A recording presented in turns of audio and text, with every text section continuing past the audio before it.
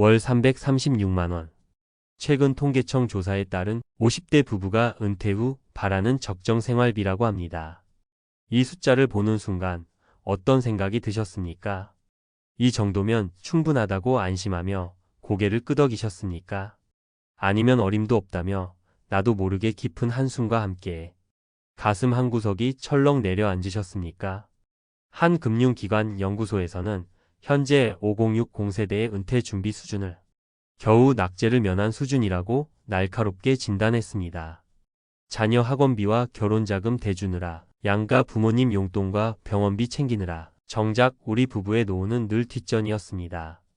그 냉정한 평가가 유독 뼈아프게 다가오는 이유입니다.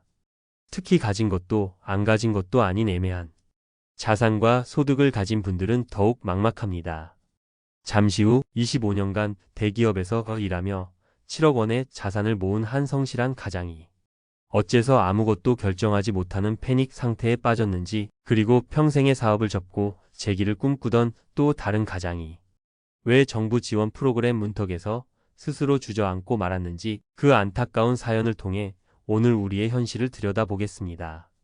전자회사에서 25년간 청춘을 바친 한기주 부장님, 올해 58입니다.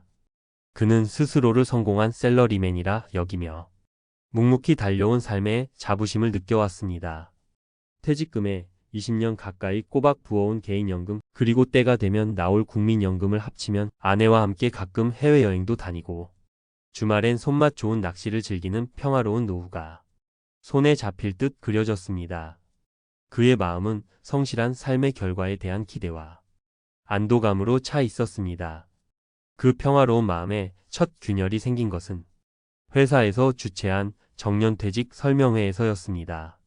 프레젠테이션 화면에 떠오른 소득 공백기라는 5글자. 퇴직 시점부터 국민연금 수령 개시 연령인 65세까지 매달 꼬박꼬박 꽂히던 월급이 영원으로 수렴하는 가파른 하강 그래프를 본 순간 그의 심장이 쿵하고 내려앉았습니다. 그때 처음으로 정말 괜찮을까? 하는 막연한 불안감이 안개처럼 피어오르기 시작했습니다. 불안감을 떨치려 유튜브와 신문 기사를 찾아보기 시작했지만 이는 오히려 독이 되었습니다. 어떤 전문가는 충격, 주택연금 지금 가입하면 평생 후회합니다 라고 소리치고, 바로 다음 영상에서는 필수, 내 집으로 월 300만원, 주택연금 A2G 라며 가입을 독려합니다. 혼란은 걷잡을 수 없이 커졌고 그의 감정은 극심한 혼란과 조바심으로 변했습니다. 특히 한 부장님은 서울 외곽의 20평대 아파트 한 채와 약간의 금융 자산을 포함해 총 자산이 약 7억 원 정도입니다. 본인 스스로 어디 가서 부자 소리도 가난하다는 소리도 못하는 애매한 상황이었기에 누구의 조언을 따라야 할지 더욱 갈피를 잡을 수 없었습니다. 결정타는 어느 날 밤 직접 계산해본 지역 가입자 건강보험료였습니다. 국민건강보험공단 홈페이지에 접속해 퇴직 후의 연금소득과 현재 재산만으로 모의 계산을 해본 한 부장님은 모니터에 뜬 예상 월 납부액을 보고 뒤통수를 한 대 세게 맞은 듯한 충격에 빠졌습니다. 월급에서 뗄 때와는 차원이 다른 생짜 현금으로 매달 수십만 원이 고정적으로 빠져나간다는 사실이 현실적인 공포로 다가왔습니다. 그의 머릿속은 공포와 무기력감으로 하얗게 굳어졌습니다. 결국 한 부장님은 하나라도 잘못 선택하면 돌이킬 수 없다 는 완벽한 계획에 대한 강박에 짓눌려 버렸습니다. 아내는 여보, 뭐라도 시작해야 하지 않아요? 라고 재촉하지만 그의 눈에는 모든 선택지가 위험천만한 지뢰밭처럼 보일 뿐이었습니다. 결국 그는 아무것도 시작하지 못한 채 밤마다 잠을 설치며 불안감만 곱씹는 악순환에 갇히고 말았습니다. 평생의 꿈이었던 작은 여행사를 15년간 운영해온 최진호 사장님, 올해 62입니다. 특히 어르신들을 위한 효도 관광상품으로 입소문이 났던 그의 여행사는 5년 전 코로나의 직격탄을 맞고 쓸쓸히 폐업해야 했습니다. 가게 문을 닫던 날 그는 최 사장님이라 불리던 자신의 이름표도 함께 떼어내는 듯한 깊은 상실감과 패배감을 느꼈습니다. 그에게 남은 유일한 노후 버팀목은 자영업자의 퇴직금이라 불리는 노란 우산 공제였습니다. 폐업 후 그는 모아둔 약간의 자금과 공제금을 쪼개 쓰며 근근히 생활했습니다. 그러던 어느 날 아내가 동사무소에서 가져온 중장년 재취업 및 사회적 기업 창업 지원 프로그램 안내문을 보여주었습니다. 자신의 여행업 경험을 살려 거동이 불편한 분들을 위한 무장의 여행 사업을 해보면 어떨까 하는 생각에 오랜만에 가슴이 뛰기 시작했습니다. 꺼져가던 불씨가 다시 타오르는 듯한 설렘과 희망이 차올랐습니다. 하지만 그 희망은 지원 자격 요건을 꼼꼼히 읽어 내려가면서 서서히 사그라들었습니다. 소득 기준, 자산 기준. 나는 여기에 해당되지 않을 거야. 나보다 더 힘든 사람을 위한 제도겠지. 스스로를 검열하기 시작했습니다. 안내문에 적힌 애매한 부분이 있을 시 문의라는 문구를 보았지만 혹시라도 창구 직원이 이 정도 자산이 있으면서 무슨 지원을 받으려고 하냐고 핀잔이라도 주면 어떡하지? 라는 생각에 전화기조차 들 수 없었습니다. 그의 마음은 자격지심과 소외감으로 무겁게 가라앉았습니다. 여러분이라면 이 상황에서 어떻게 하셨을 것 같나요? 최 사장님의 사례는 애매한 위치에 있는 사람들이 겪는 복잡한 심리를 생생하게 보여줍니다. 명확한 빈곤층이 아니기에 제도권의 지원 대상에서 스스로를 제외하고 실패에 대한 두려움과 타인의 시선에 대한 걱정 때문에 주어진 기회조차 잡지 못하고 주저앉는 현실입니다. 결국 그는 조용히 안내문을 서랍 속에 넣어두었고 그의 마음은 다시 희망을 잃어버린 체념과 좌절감으로 가라앉았습니다. 자, 지금까지 우리는 한기주 부장님과 최진호 사장님의 안타까운 사연을 살펴봤습니다. 정보의 홍수 속에서 길을 잃거나 문턱 앞에서 스스로 주저앉은 모습. 어쩌면 우리들의 모습과도 닮아 있지 않나요? 하지만 여기서 좌절하고 영상을 끄시면 안 됩니다. 지금부터가 진짜 중요한 이야기, 이 막막함의 실체를 파헤치고 출구를 찾아보는 시간이기 때문입니다. 두 사례의 공통점은 바로 불확실성과 소외감입니다. 정보는 넘쳐나지만 내게 맞는 답을 찾을 수 없는 정보의 미아 상태, 정부 지원의 사각지대에 놓여 있다는 심리적 고립감이 이들을 무기력하게 만듭니다. 퇴직과 동시에 소득이 0이 되고 국민연금 수령까지 몇 년의 시간이 텅 비는 소득 공백 기간은 이러한 불안을 극대화합니다. 월급은 끊겼지만 신용카드 값, 관리비, 보험료 등 매달 고정 지출은 그대로입니다.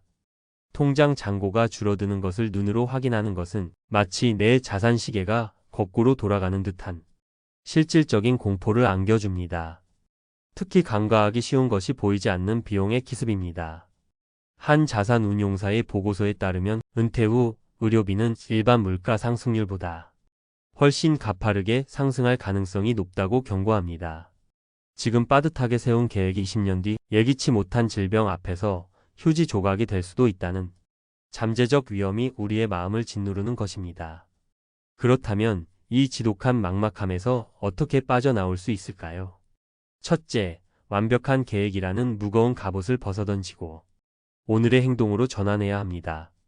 20년 뒤를 완벽하게 예측하려는 신의 영역에 도전하는 대신 지금 당장 내가 통제할 수 있는 것에 집중하는 인간의 영역으로 돌아와야 합니다.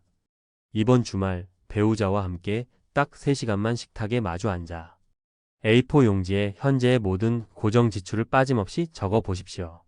그리고 이것 없이는 살 수 없다는 최소 생활비와 이 정도는 누리고 싶다는 적정 생활비를 우리 부부만의 기준으로 다시 정립하는 것이 모든 계획의 출발점입니다.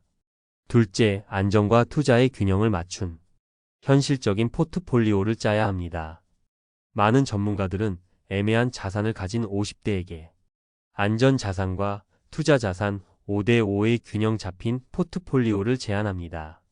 이는 원금 손실의 공포를 줄이면서도 내 자산을 갉아먹는 물가 상승률 이상의 수익을 추구하는 매우 현실적인 전략입니다. 안전자산으로는 주택연금처럼 국가가 보증하는 상품을, 투자자산으로는 IRP나 연금저축펀드를 통해 우량한 자산에 장기적으로 투자하는 것을 고려해 볼 수 있습니다. 이때 가장 중요한 것은 운전대를 직접 잡는 자세입니다. 내 돈의 최종 책임자는 나 자신임을 인지하고 소액이라도 직접 운용하며 투자 감각을 익혀나가는 것이 핵심입니다. 셋째, 가장 중요하지만 가장 소홀하기 쉬운 자산, 바로 배우자와 솔직하게 대화해야 합니다. 은퇴 준비라는 긴 항해에서 가장 훌륭한 파트너는 내 옆의 배우자입니다. 당신은 몇 살까지 일하고 싶어? 은퇴하면 하루를 어떻게 보내는 게 당신의 꿈이야?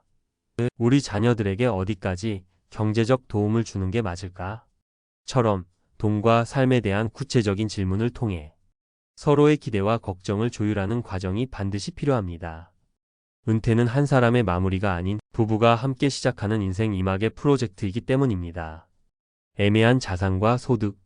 이것은 실패의 증거가 아니라 어쩌면 우리 대부분의 지극히 평범한 자화상일지 모릅니다. 그리고 이 막막함은 나는 아무런 준비가 되어 있지 않다는 절망의 신호가 아니라 이제부터 진짜 준비를 시작해야 한다는 희망의 출발 신호이기도 합니다.